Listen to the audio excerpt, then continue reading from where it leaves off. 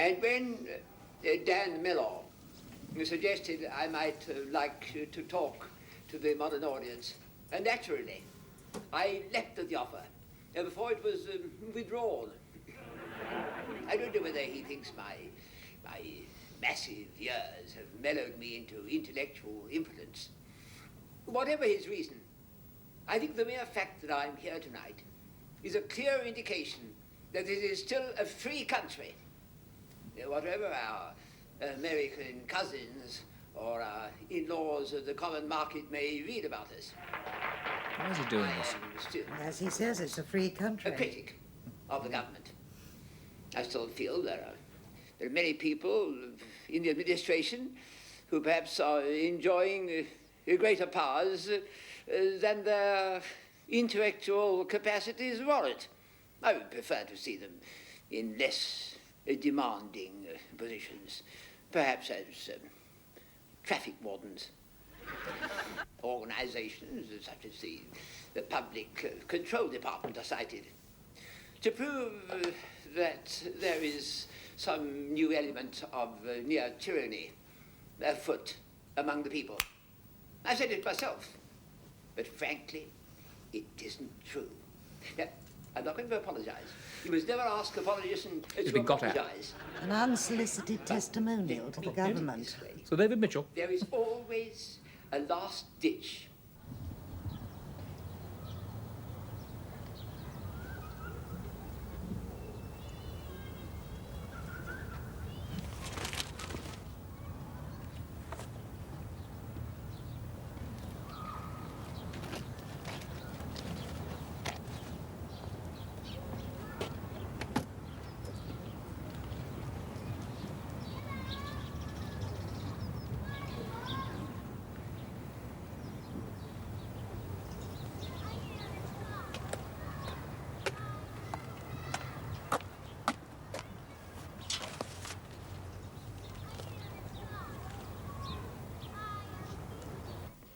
Since I have retired, I have come to the conclusion that this government is a democratic government which I had not appreciated. It is a democratic government in a way the governments of the feckless 50s, the squalid 60s, the sagging 70s, and the agonies of the last decade were never democratic. Because not one of those governments enjoyed the support of the majority of the British people. And this government does.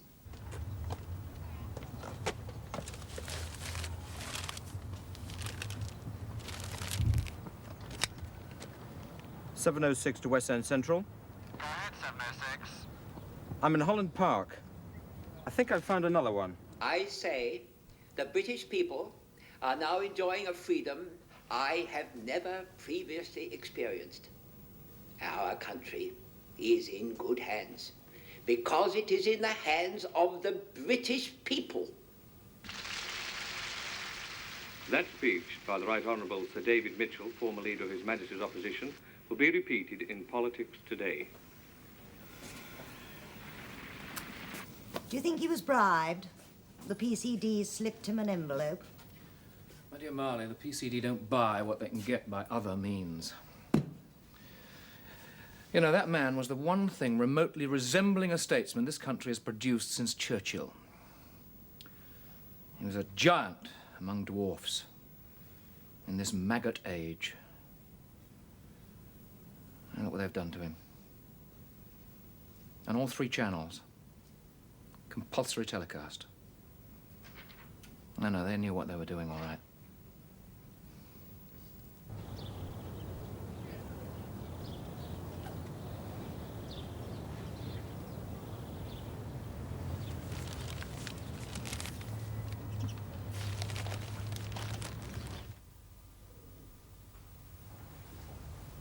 It's being collected. I think I'll go and see Mitchell. I know he doesn't give interviews nowadays, but he might just see me. He isn't at home. I tried him last night after the broadcast.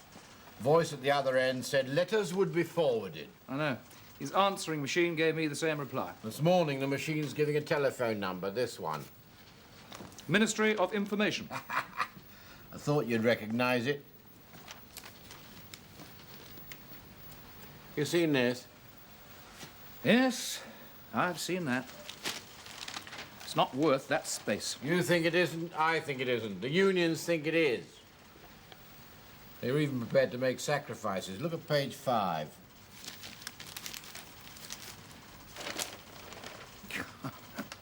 Tits across 3 columns instead of 4. All to make more space for the thoughts of Sir David Mitchell. Late last night, the union told the editor that this story was so vitally important that unless we gave it proper treatment, they'd be so upset, they'd be unable to set the rest of the paper. It was all I could do to stop it being the lead.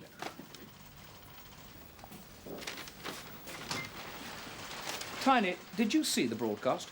Unlike columnists, I don't have time to sit around watching television. No, I didn't see it.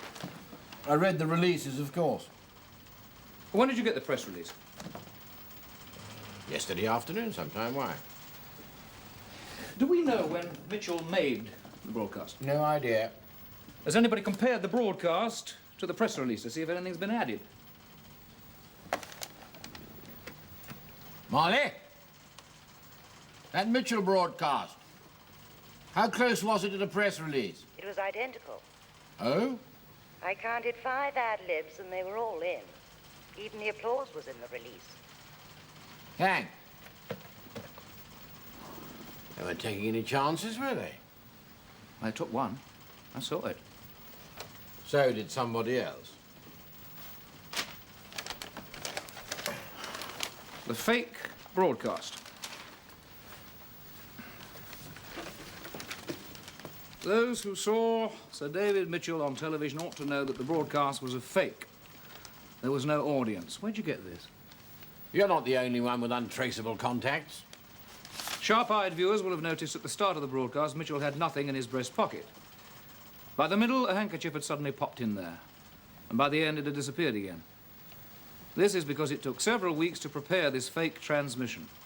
A facts reporter saw it a fortnight ago. Facts. I've never heard of facts. Says it's number 3. Well, they start on number 3 just to encourage themselves. Yeah. Or they're building up a distribution system. I put it in a file marked eccentric publications from the underground that never see the light of day twice. Tiny, where did you get it? It was dropped in here yesterday. Marked personal. I'd like to find out who published it. So would the PCD. Marley, do you have my piece for tomorrow? Well, most of it's been said. Do you want to see the proofs? No, I want to make a couple of additions, a couple of paragraphs. All right? Yep. Take this down. The government showed they had an unexpected ally a couple of nights ago. Who would have thought that Sir David Mitchell would prove to be a friend of theirs? Who indeed? This column would like to know the facts behind this public relations coup. That all? I'll be out when the proofs arrive. I want to arrange for a small printing error. Oh, I spent enough time trying to get those out. Facts, I want it with a capital F, and the cross-heading I want to read unexpected facts, all right? Facts? What, plural? Well, there's barely one. Yes, yes. It's bad journalism, but just this once. Just this one.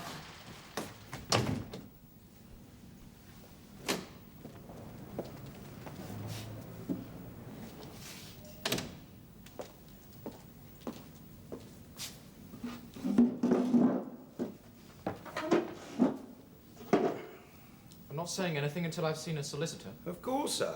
If you'll tell me his name, I'll get in touch with him straight away. Or perhaps you prefer to do so yourself. There's a public phone in the lobby you can use. I haven't got a solicitor.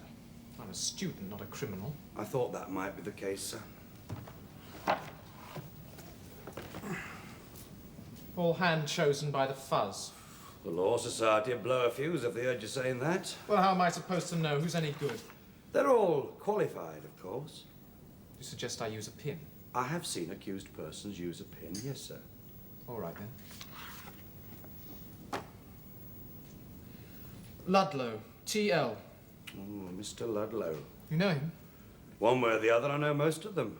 Well, is there something wrong with him? It's not for me to say, sir. He's, rather elderly. A conservative gentleman. The next one, then. Luff, HPG. Oh, Mr. Luff. A very good choice, if you don't mind my saying so. A very sound gentleman. And would you like to phone him, or shall I? I'll phone him. As you like, sir. It's just that it might be a bit quicker if I do. Technically, you'd have to phone the office, and then they'd have to check back here that it's not a hoax. Then you'd have to phone them again to be told where he is at the moment, and... You do it, then. Very well, sir.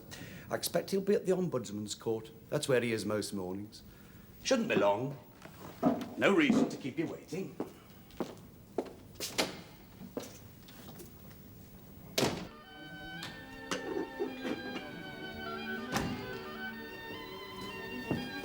Nice to see you. Cheers. Rumour has it that in the old days it was the personal conversations people minded being overheard. Are you alone? Huh? Oh, I'm clear if that's what you mean. What still gives me hope is that our superiors are so incredibly inefficient. Yeah, facts. You've seen it? Of course, it's all over London. One in every pigeonhole in the Ritz with the Morning Mail, or so my better-heeled mates tell me.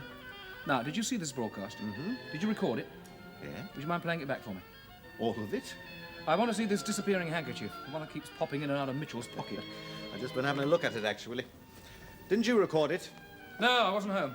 Well, everybody records everything out of force of habit nowadays, anyway. Yeah, well, all the video recording blokes at our office are PCD moles. Well, let's start very early on, then.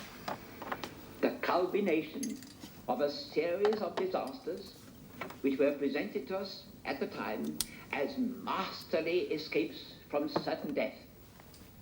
With a bound, our political leaders were free of blame. The British people grew to expect a crisis a year, if only to be able to see their elected leaders' miraculous escape. Well, there's no handkerchief there. We grew to rely on unexpected gifts from the Almighty. Our economy was suddenly centered on North Sea oil. 10 years earlier, nobody expected there was a drop of oil beneath the North Sea. Still no And handkerchief. imagine what would have happened had that benefit failed to materialize. Put your arm down, you damn you. We were living at a time when the age of the I heard common you. man There it is, the seemed to handkerchief, be by the flower, see? degenerating into the age of the common denominator, creating a land There goes, no fit handkerchief. for Nero to live in. Turn it back, will you? But we have ceased even to think of ourselves as Romans. Nero to live in. But we have ceased even to think of ourselves as Romans. Well, that's it then, isn't it? It's obvious if you're looking for it. Well, the PCD would be looking for a new continuity girl. It's a pity it wasn't a bit more obvious. Well, if it had been, they would have noticed. They wouldn't have shown the programme, would they? These are where we know they've been distributed. No doubt there are others. We'll know in time. Who cares what an old intellectual like Mitchell says? Home Secretary, for one. It's full of long words. I'm surprised he finished reading it. He reads more than people think. He just moves his lips. I've never understood why the government thought the broadcast worth making in the first place. There are reasons. Mitchell's one of those people that everybody says, who? Mitchell? Is he still alive? Whatever happened to him? Now, this is confidential, supposed only to be known by controllers, not even deputy controllers of this department. You may have read that the Anglo-dollar is now grossly undervalued, that the only reason we still have inflation is because of a conspiracy by international bankers. We've read it. Well, the Prime Minister is very shortly going to Washington to get a multi-billion loan from exactly those international bankers. He's been warned by the FBI that there will be demonstrations all the time he's in the States by those American Freedom for the British nuts. Oh, why don't they rattle their own skeletons? Why, indeed. But their demonstrations are going to look very, very silly now that their great freedom hero has come out in favor of the government, which is why it is very important that there must be no more issues of this. Now, let me see if I've got all this straight. Your plea is that you found this parcel of leaflets in a rubbish bin. You weren't looking for it, and you weren't expecting to find it. Well... And I know nothing about where they came from. Yes, of course. Well, now we have to consider what the prosecution might say. I should expect they'll argue that you knew all about the leaflets. And I'll deny it. Yes, I'm only playing devil's advocate. On the other hand, if you said that, yes, you were expecting to find something in the rubbish bin, but didn't know exactly what, they might well drop any major charge and just say that you were an accessory after the fact to a breach of the Newspapers, Printers, and Reading Room Repeal Act of 1869. I've never heard of it. It's the act that says that all printed material for distribution must have the printer's and publisher's name on it. Well, there's certainly no imprint here. You said something about major charges. What major charges? I'm told this leaflet is printed on national issue newsprint. Now, if it's illegal, and I don't think that's in dispute, then presumably the newsprint was stolen in the first place. A theft from the government can be a very serious offense. I didn't steal the paper. Somebody did. That's what the prosecution will say. They'll say that whoever published it ought to have asked for a paper license. And you think whoever wanted to publish this leaflet, if they asked for a paper license, they'd be given one? The law says only that the publication must be in the public interest. It was passed years ago to stop money going abroad to purchase paper that would be used for printing pornography. Pornography? The newspapers, magazines are full of nudes. Because surveys proved that was what the readers wanted. But not hard pornography. The culture inspectors are very insistent on that. I'm pleading not guilty. I didn't know anything about the leaflets. I wasn't trying to distribute them. And I don't see why I should be charged with anything. Let them prove otherwise.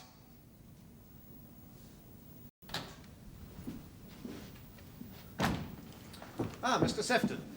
Morning, Mr. Brett. Nice of you to come around. This is a friend of mine. He wants your advice. Any friend of yours? Hello. Tell me, have you seen this? No. I don't know anything about that. Well, I'm not asking if you printed it. And if you know who did print it. Well, I don't. I've no idea. And if you know who did print it, I wouldn't expect you to tell me. But tell me a couple of things. Is it on national newsprint? Yes. And what typesetting is it? I can't help you. I just want some information, Mr. Sefton, that's all. What typesetting is it? Linotype. Ah. Well, that means it didn't come from one of the national newspapers because they use phototype setting. Mind you, there are one or two of the provincials who still use linotype, right? The smaller ones. Anybody else? Oh, the people that print local government circulars. Nobody else much. Thank you. I'm sorry I'm late, but I think I've got the information that you wanted. Well? Facts was printed on one of the presses used for local government circulars. In London, from a code indentation found on several copies. There are 19 of these presses. If we raid them all simultaneously, we should be able to find bits of typesetting that haven't been destroyed. Junk copies, printers' roughs, that sort of thing. We've provisionally arranged for a concerted series of raids at 9 o'clock tonight. You have you? Yes, sir. And you didn't get my order that this was to be carried out with the utmost secrecy? Yes, sir. And you think that 19 simultaneous raids all over London will go totally unnoticed? It just seems... Now listen to me. Yes, sir. Facts will never appear again. Whoever writes it Whoever publishes it, whoever prints it, will be arrested. But there will be no publicity. It will disappear as though it had never existed. Yes, it will never be mentioned by name, and in any file it will appear only as an unauthorized leaflet. Is that understood? Yes, sir. You'll begin by bringing a full-time, round-the-clock surveillance on the journalist Kyle. He's as interested as we are. We've had him bugged 24 hours a day for the past 9 months. But it doesn't seem to be very effective, does it? So he will be followed at all times. He at least seems to be capable of finding people he's looking for without making use of half of our surveillance corps. That's all. Heard the latest score? Last I heard, it was 107 for 7. Barry's still in. He's 60-something. That means another 90-odd to avoid the follow-on. That's right. We'll just have to find 2 new opening batsmen. Perhaps it would help if we were to concentrate on facts with a capital F. And Kyle. Bread and circuses, bread and circuses. Society needs them both. Kyle has to be kept interested in facts, Deli. Feed him titbits if you have to. Well, suppose he does find out what we want to know, who's behind facts. Then we'll know too. And so will a few million of his readers if he publishes everything. If he's allowed to, we could issue a D notice on it. No sweat. You have a better idea? Never heard of the power of organized labor. Never heard of the dignity of the working man. I see what you mean.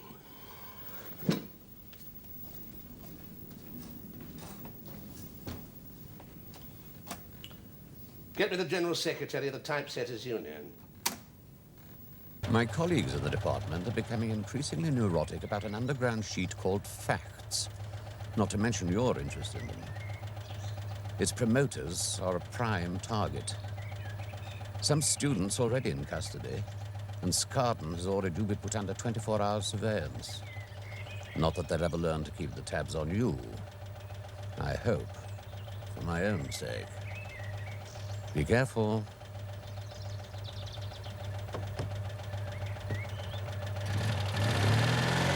Oh, it's up to you what you say. If you insist you just happened to find this parcel in a rubbish bin. That's what I'm saying. I don't know what the reaction of the court will be. Look, I was stopped and searched by the park gates. They've no right to do that. Oh, in a way they have. It goes back to the Suppression of Terrorism Act of 1974.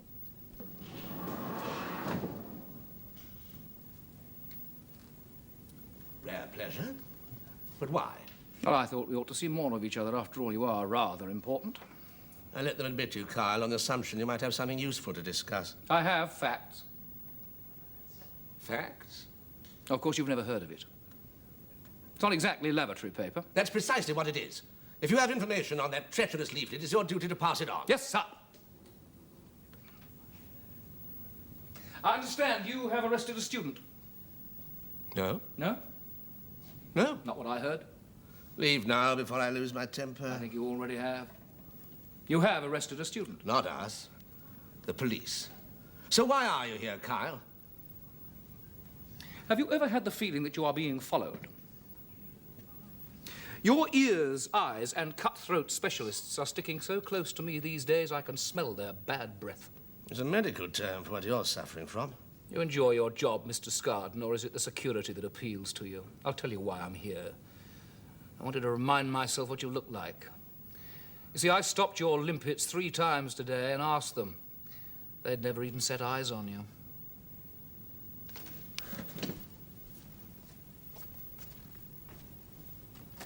Deli Lomas. Come through, please, Miss Lomas.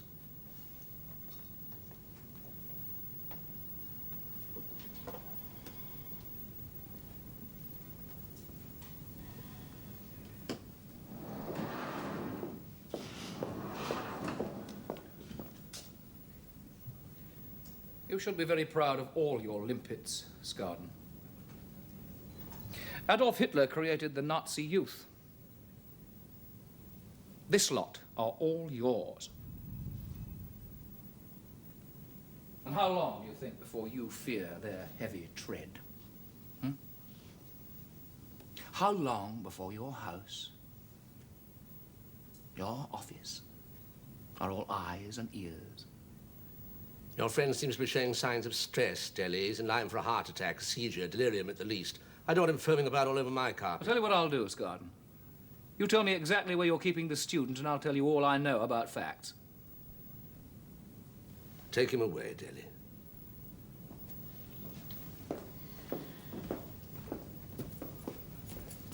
What do you know about facts? It's written in English, and its readership is growing.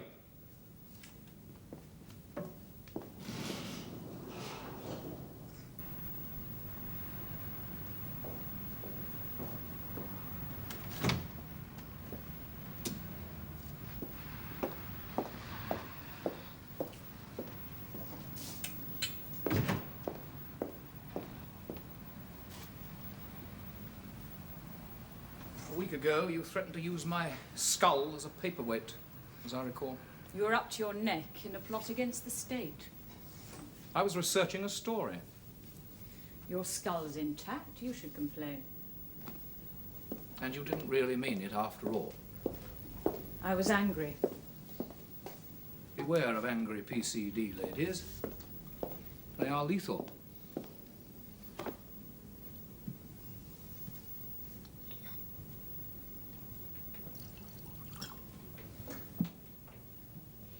Help yourself. Thank you. I understand your department is all upside down about this leaflet. Scarden's head might roll if it keeps on coming out. The Home Secretary's taking a personal interest. And you sniff promotion, is that it? You expect me to help you? I've lots of time, Kyle. No, it seemed to me that you might resent those underground amateurs on journalistic grounds as much as we do in the national interest. I resent the PCD far more. It pays. There's a pension. Don't you want to know more about facts? Oh, I believe every word you tell me. Isn't what I tell you accurate? I'm wondering why you bother to tell me at all. It's printed at one of 19 places that print local government circulars in London. The department's playing it quiet. And the information contained in facts, is it accurate? No comment. You know, Dilly, there are moments when you're not trying to get me killed. When I wonder why the hell you're working for the PCD. We working girls can't pick and choose. You're highly educated. You have a degree, first-class honours. How did you know that? The PCD isn't the only organisation, you know, that has its files. Newspapers have them, too. We need them to write our obituaries. It's a job. So is street walking. You could get any job you choose. That's right. And why don't you? You don't care? You don't give a damn? The only things I care about are asleep in that room over there. Ah, yeah. I wondered when we get around to your children. Unlike you, I happen to love my children. What the hell do you know about me and the way I care for mine? I know how little you see them.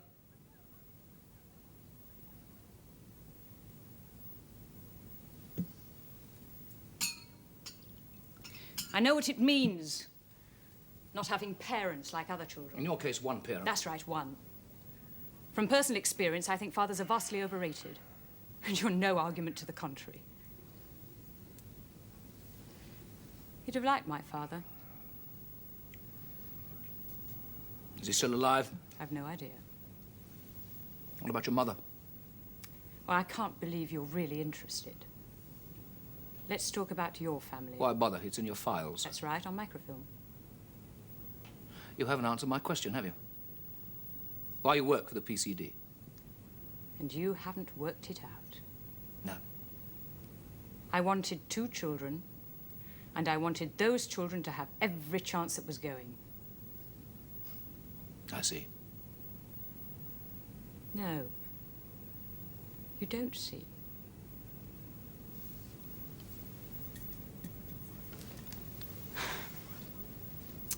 My mother was what the social services call inadequate. Not wicked or stupid, just inadequate. Most of the time she wasn't home. Later I realized that she was probably sleeping around. Whether she got paid for it, I don't know. It doesn't matter. No. What did matter was that when we wanted her there, she wasn't there. And I swore then that my children would never have to live the sort of life I'd lived. That is no reason for working for the PCD. Have you a better idea? Yes. Take in laundry, darling.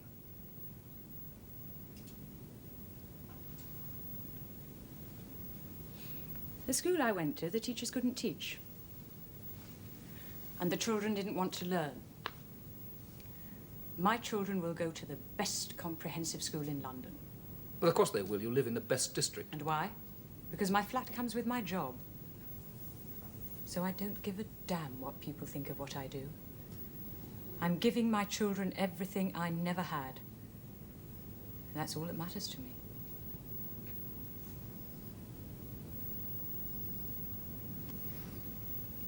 Yeah, yeah. And there's something else. Our side's the winning side. So whatever happens to this country, my children will always have power behind them. How good it is to travel first class. One thing about top people, we know how to look after our own.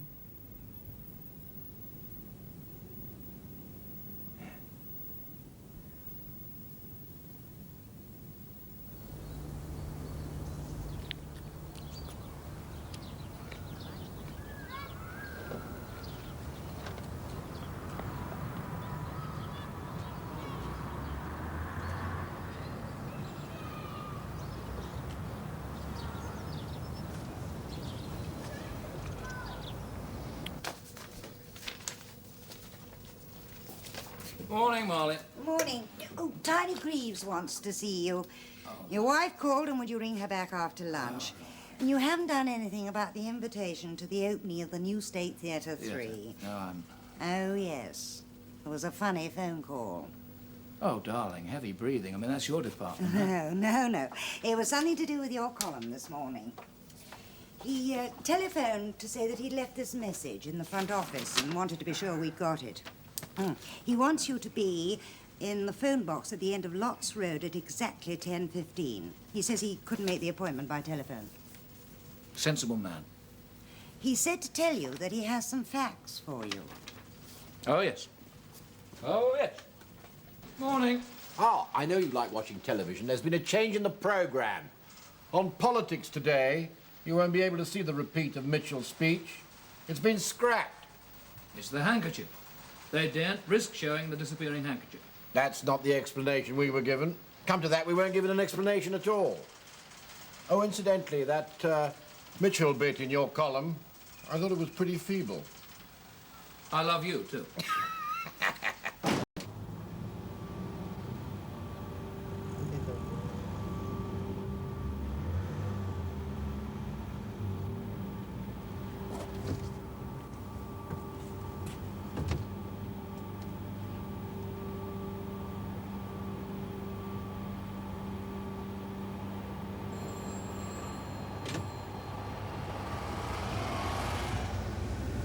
Listen carefully. Be outside the National Film Theatre at midday. You will carry a newspaper under your left arm. Someone will approach you and ask if you've heard the latest test score, and you will say that as far as you know, England have to follow on.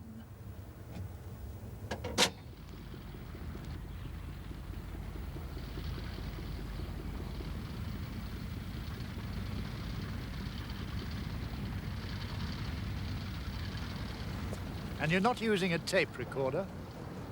No. I don't like voice tracks. Mitchell is at a place called Trendle House on the A130, 3 miles north of Saffron Walden. Do you know it? Yes, indeed. It's one of the least notorious of our adult rehabilitation centres, where we send our not too dissident offenders. He's partially senile and under massive drug therapy. The broadcast was recorded there. It took them nearly 2 months to record it. The applause was dubbed on at the PCD headquarters. Have you got all that? Every word. The tape of the broadcast has been wiped because of the mistake about the handkerchief. There was a colossal row about who was responsible for allowing the videotape recording to go out in the first place. 2 men have been fired. They'll lose their homes and have to flit to one of the ghetto estates, I suppose. I shouldn't be at all surprised. When's your next copy of Facts coming out? It's difficult. We can't get paper. I might be able to help you then. If you can, there's a man called Len who has a junkyard somewhere in Fulham. I don't know his surname, but he stores the paper. You see, we try and know as little about each other as possible. For example, I don't know where the printing is done.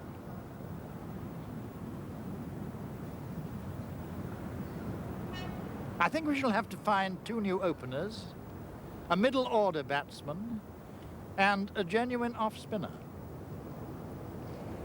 I'll be in touch if I've anything else.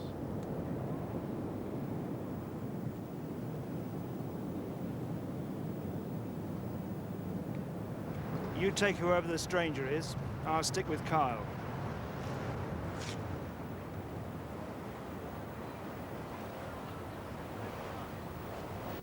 They're all timed and dated. They can't pretend in court they never met. But you don't know who he is. Not yet. We could only put 1 man on him. The other had to stay with Kyle. He knew what he was doing. He switched taxis twice, then took a tube to Oxford Circus. Where you lost him? Yes. But we got some fingerprints from one of the taxi doors. Of course, there were quite a lot of prints, but we're sorting them out. We've also got the computers running a check on identity card photos. Then we'll run them through the computer. We can find out who he is. It'll just take a little time. We haven't got time. One other thing, sir.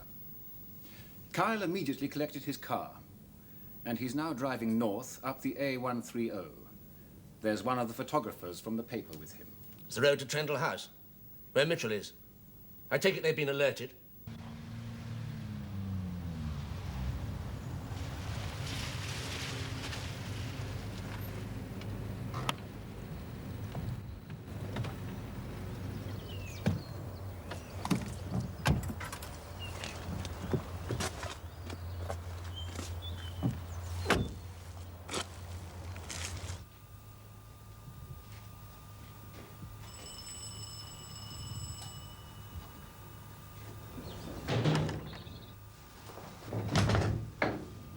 Can I help you?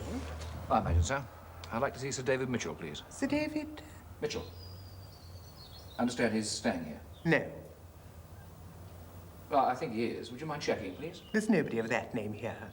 Good morning.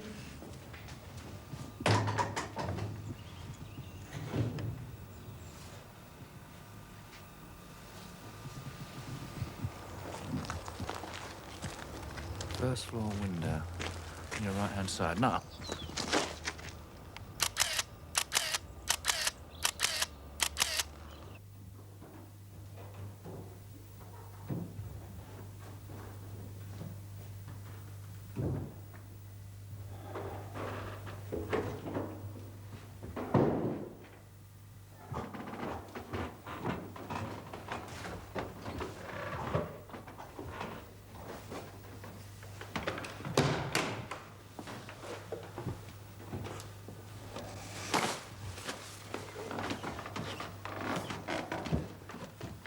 All right, Doctor, where is he? You've seen every room in the home, Mr. Kyle.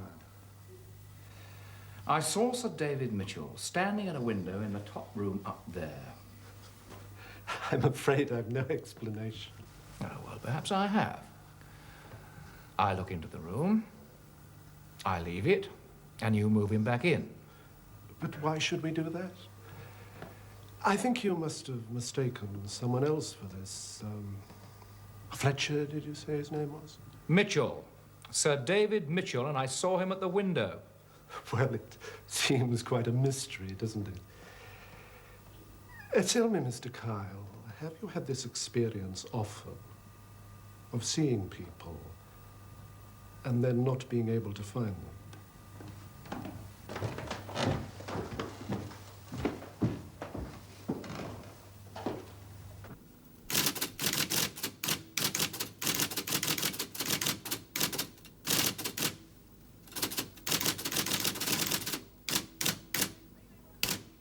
they say they won't set it.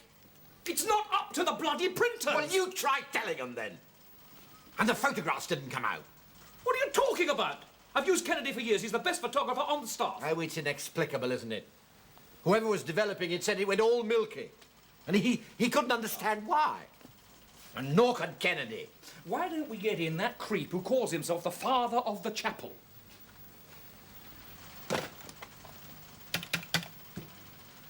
Grade's here. Could I speak to Mr. Williams, please? Oh. Yes, if he could. They're having a union meeting. He'll ring back when he's free.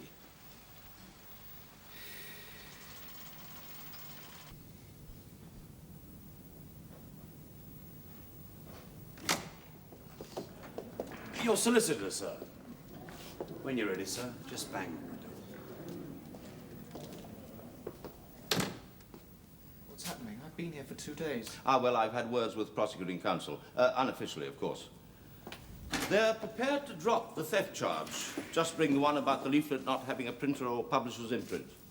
It's a technicality, really. A fine. You might even get a suspended sentence. On condition. What condition? Well, naturally, they expect you to help. The names of your associates. What associates? Then I'm afraid they're bound to apply for the extra 28 days. Who pays you? Ultimately, the state. So you have to do what they want.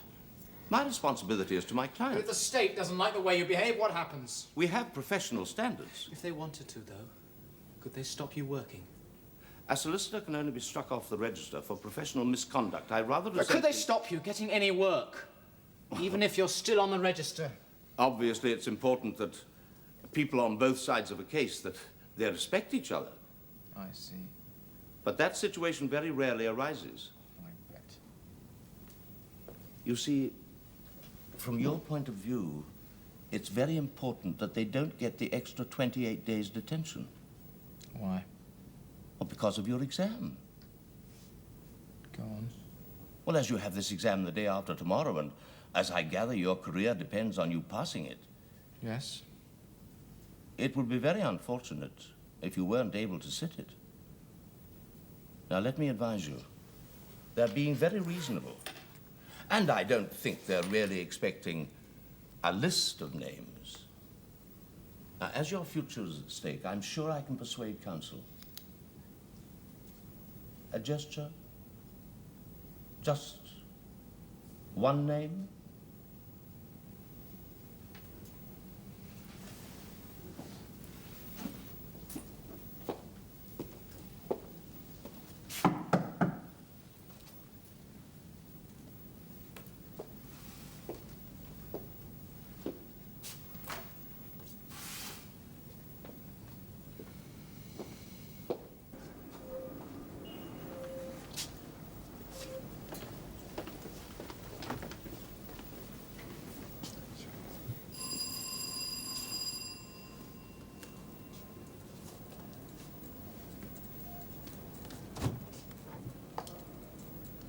PCD, sir. Will you come with us? I have here a warrant for your arrest. Nothing personal, of course. I've always admired your style. Forceful. Mr. Williams, I've always admired your typesetting. When you've had time to do any between meetings. But we had a vote. Democratic. And it can't go in. And if the editor says it has to go in? Ah, now that would put me in a very difficult position. We could submit it to the Industrial Relations Inspector. That would take months, and you know it. Exactly. But that is the constitutional machinery, isn't it? And in the meantime, with the best will in the world, my members would have to protect themselves. You mean they'd go on strike? Oh, I don't think it would come to that. But they might work to rule, mightn't they? Mr. Williams, have you actually read my column? Of course, Mr. Cowell, very carefully. Very carefully indeed. We're responsible people. It is perfectly simple. It is merely a series of questions. Is the broadcast not to be repeated because a second showing might show that what an illegal leaflet has said was true? Is Sir David Mitchell in good health? If he is, where is he? Oh, come along, Mr. Kyle. It's the oldest trick in the book. You're suggesting that the democratically elected government of this country is trying to trick us? And if they are? I wouldn't like to think you meant that seriously. I couldn't be responsible for what might happen if it was reported to my members. So we'll forget that you ever said it. Yes. For you.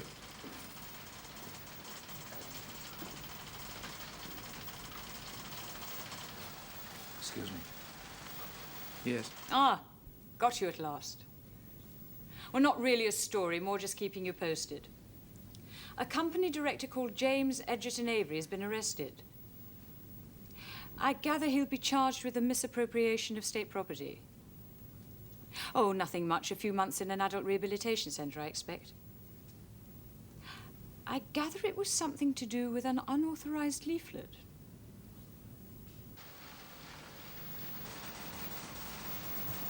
Thank you. Do we know anything about anyone called James Edgerton Avery? Rings a bell. I can't think why. The point is, Mr. Greaves, if my members refuse to print something, I don't see what goodness. anybody can do. Do you? I I want you put to it to my give me members anything you've got on quite James fairly. And they Edgerton said this Avery. leaflet, Bung it up here. and Tiny's Mr. office. Kyle wouldn't have his column at all if it wasn't for that leaflet. They said it was scab labour. There it is. Avery, Sir James Edgerton, KBE, PhD, born Cambridge, 1930s, etc., etc., etc., etc., educated Manchester Grammar School, etc., Vice President of the Royal Society. Oh, my God, no. What's happened to him? He's been arrested, and I think I was responsible. Another one too civilized to survive.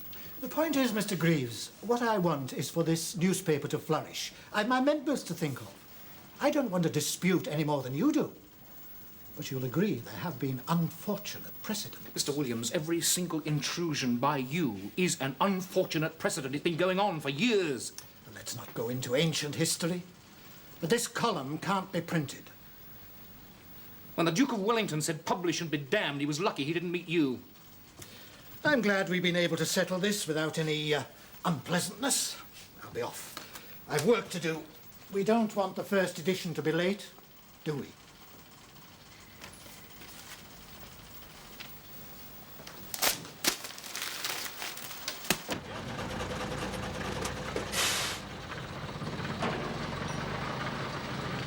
Yeah?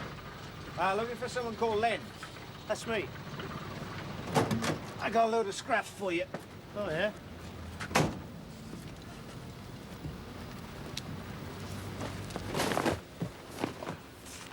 Ah, good. We're out of that.